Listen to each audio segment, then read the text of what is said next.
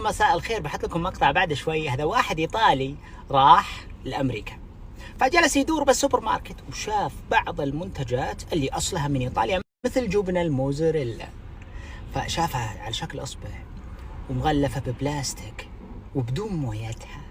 بعدين جلس يتساءل الإيطالي وش يقول Americans you have to explain this، لازم تشرحوا لنا ليش أنتم مسوين كذا بجبن الموزاريلا. هذه ما صارت موزاريلا.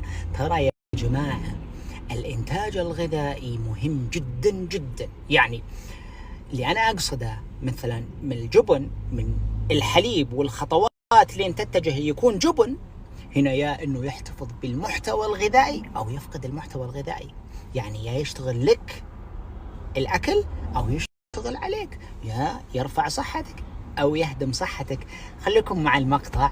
صراحة بعذرهم الإيطالي. Americans, you have to explain this to us. Why? Why this is called the mozzarella? Perché? Perché? It's a plastic stick. It's plastic. I'm scared to try it. This is the fresh mozzarella. And also, come here. Why do you have pasta inside a plastic box? And why there is chicken inside? Oh, I'll give you a tip. When you see pasta inside a box with chicken in it, it's never a good idea. Never a good Never. idea. Pasta and chicken never together. Not approved.